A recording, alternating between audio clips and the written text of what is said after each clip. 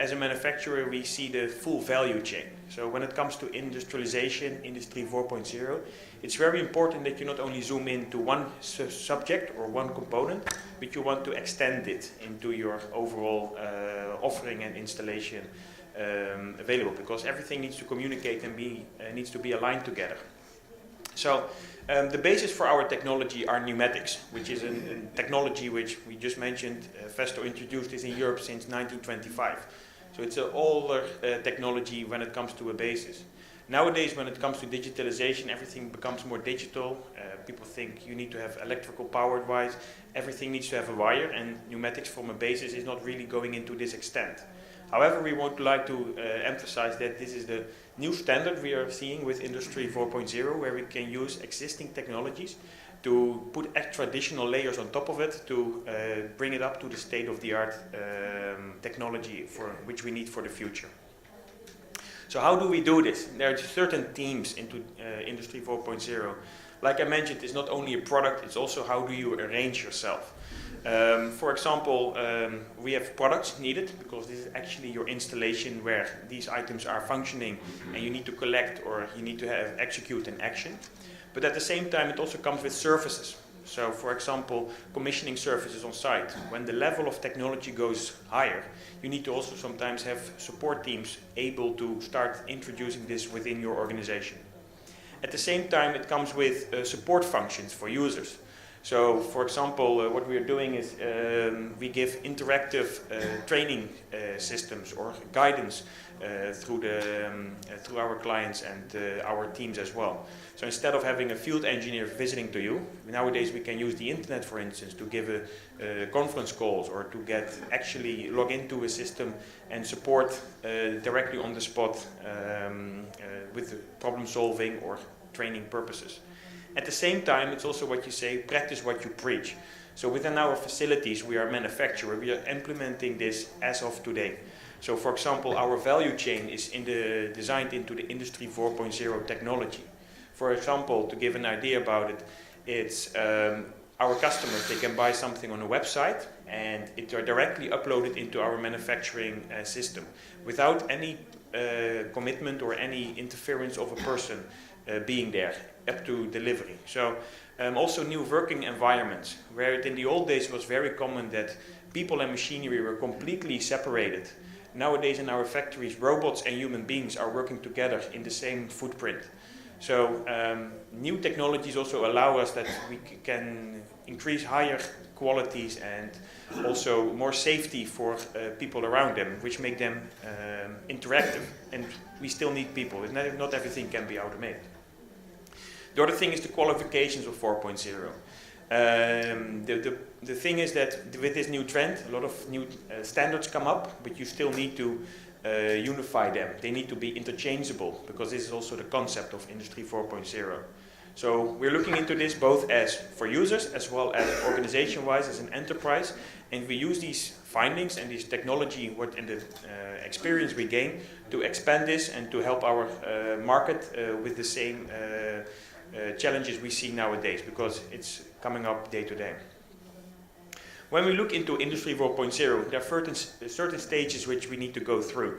It's not only to have only one item, put a sensor on it, or you have it digitalized. So also here you see a small overview coming up from a measuring level to a control up to the value-added services.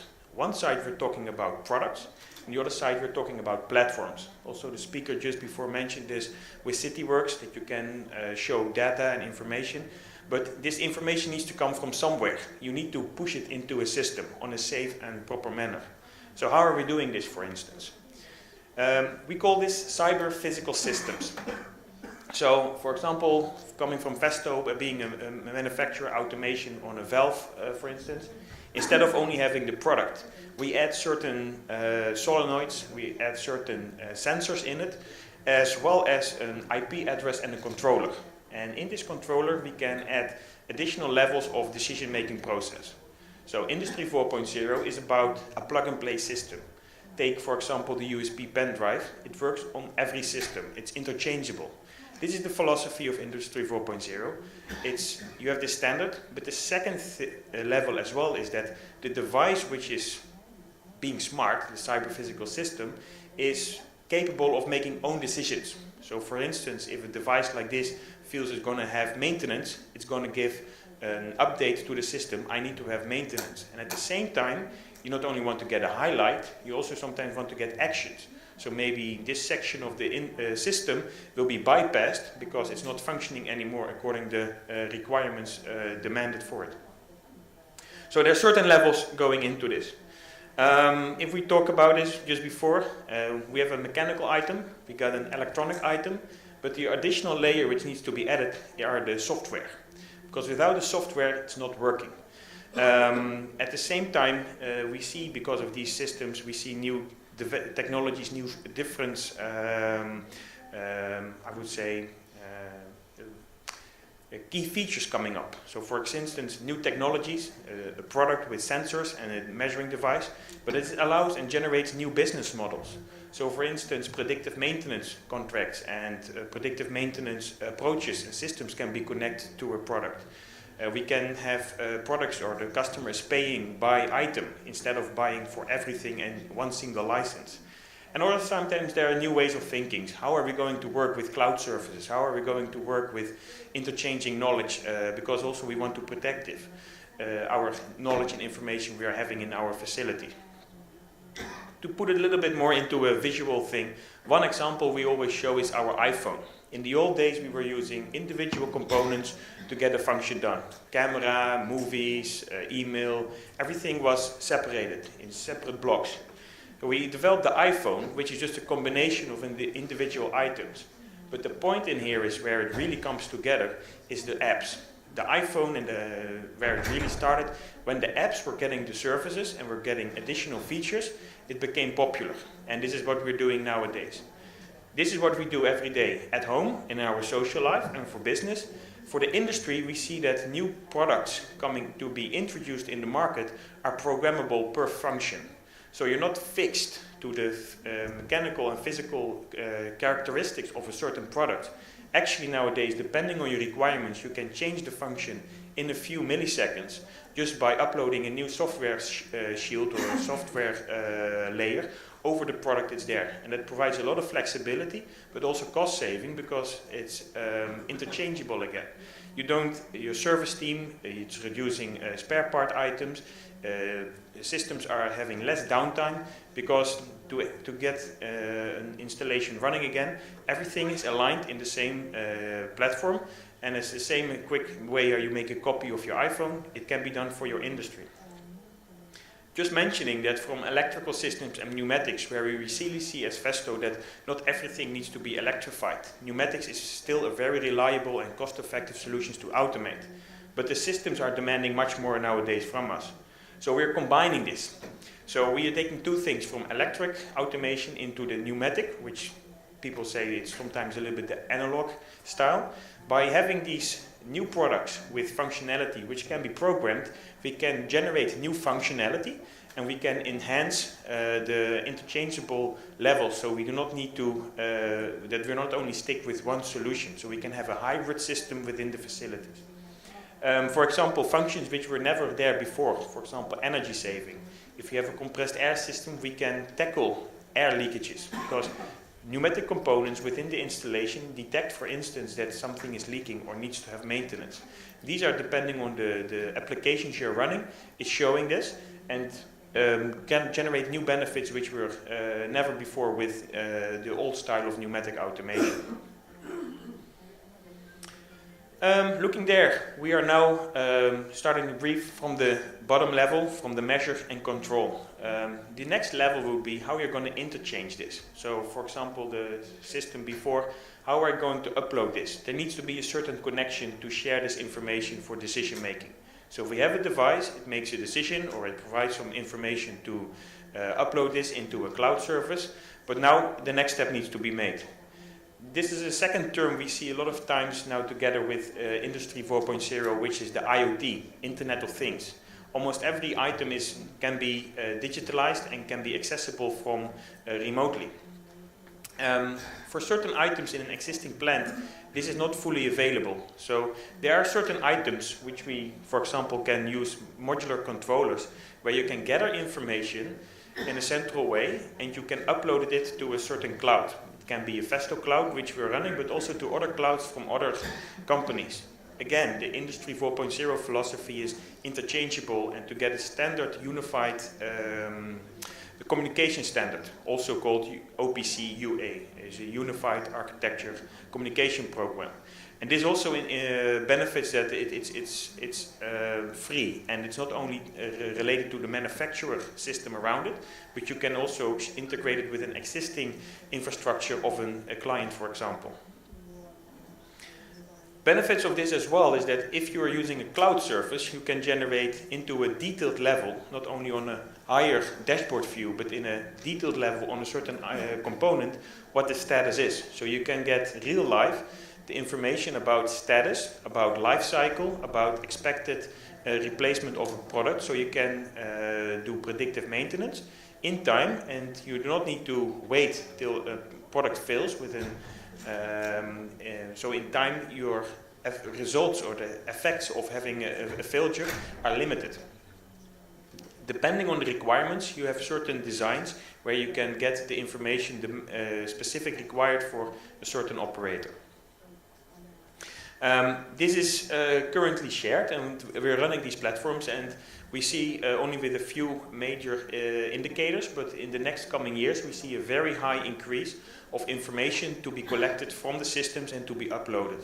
And as a challenge, what we see is that there's not a limit of the amount of data we are able to collect. The challenge is more that how can you make it sensible, how can you make it tangible to get it to your right people in the right locations within your organization.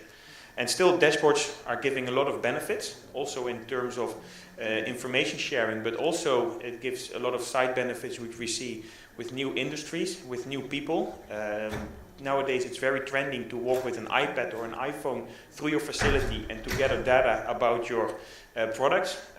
Augmented reality, for example, is also one of these terminologies we see nowadays.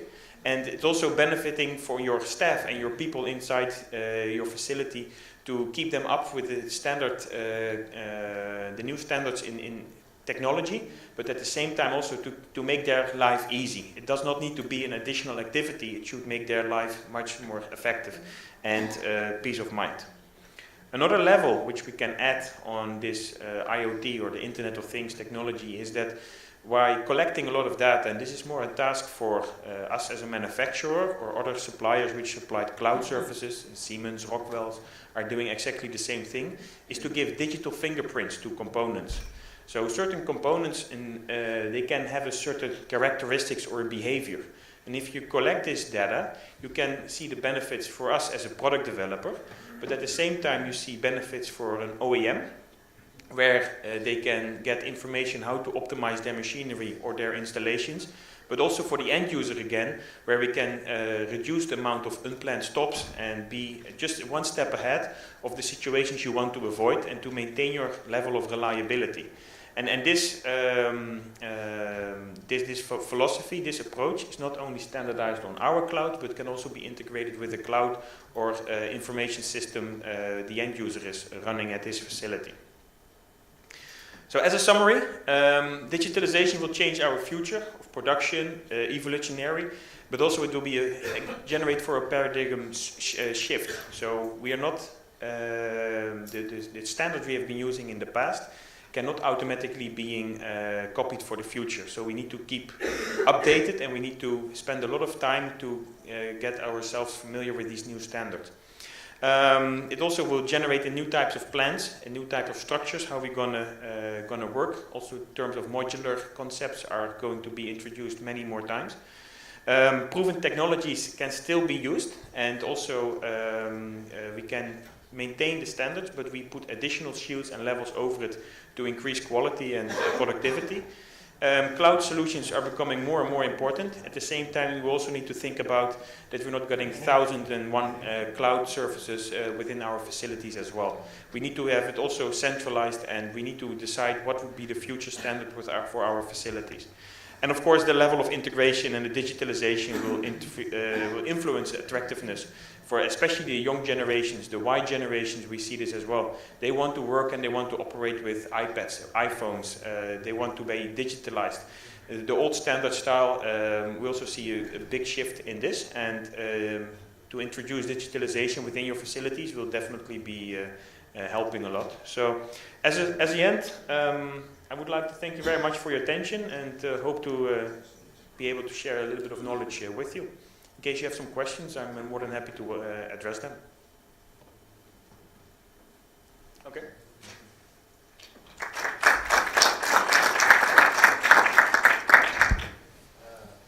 Any question?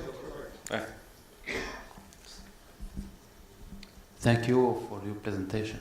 During your presentation, you have mentioned the predictive maintenance. Yes. What type of instrumentation are you using in the water sector? Yes. So, for example, when we are having a pneumatic system, for predictive maintenance, you have a certain level of air consumed throughout the process. So we have certain devices which measure airflow and pressure for a certain component. And from factory, we know how much air a certain item is consuming. If we see in time that this air volume is increasing, we know that something is going wrong with the tubing, with an actuator, for instance. So throughout the system, we can give highlights and to guide the maintenance staff that specific this item within the machinery or the installation is having this problem and needs to have maintenance.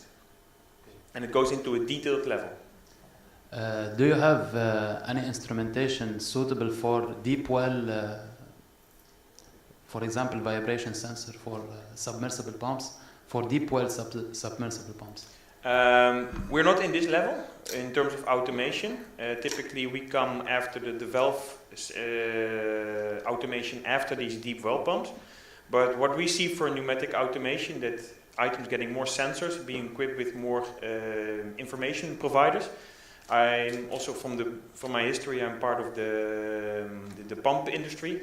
We see this happening as well. So also nowadays of the pump technology, we see sensors being introduced to get not only the vibrations, but also the temperatures, leakage detection. All these information will be integrated into these components and can be shared over the same network on the same basis as we are using as Festo, the OPC UEA platform, to an above-laying cloud service. Thank you. You're welcome. Okay. Thank you. You're welcome. Thank you, Mr. Christian. The next presentation will cover the certification of utility, which called TSM, Technical Sustainable Management. And we have in the region very rich case success story in Egypt. It will handled by the following speakers. Dr. Faiz Badr has over than 46 years of professional engineering consultation service for public and private firms in Egypt and abroad. And he also worked as an operation and maintenance local expert for international organization USAID and GIZ, and consultant firms CH2M, Hell, Chemonix, and other international companies.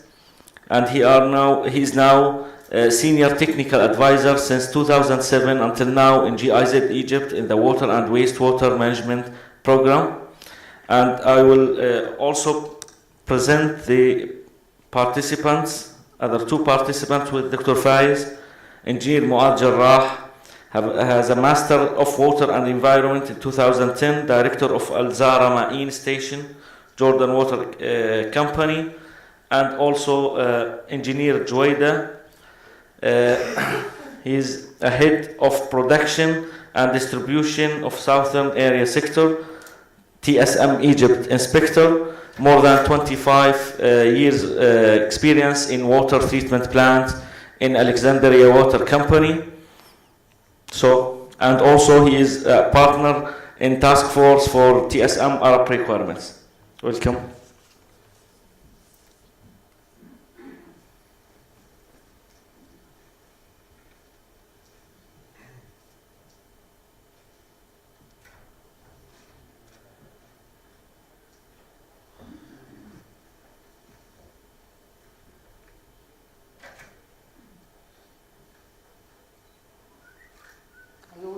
hand schedule because we have to finish at 10:30.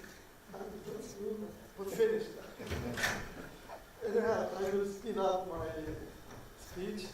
It will be split between two experts, as Mohammed said, Engineer Muaz.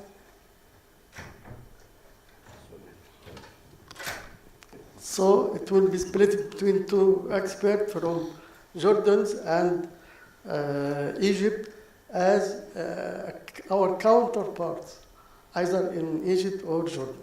So I will present it now, proposed bylaws to promote the concept of TSM, which is Technical Sustainable Management. It was established in Germany, and this means it is a quality management system aimed to improve the performance of water and wastewater facilities to reach the international standard industry.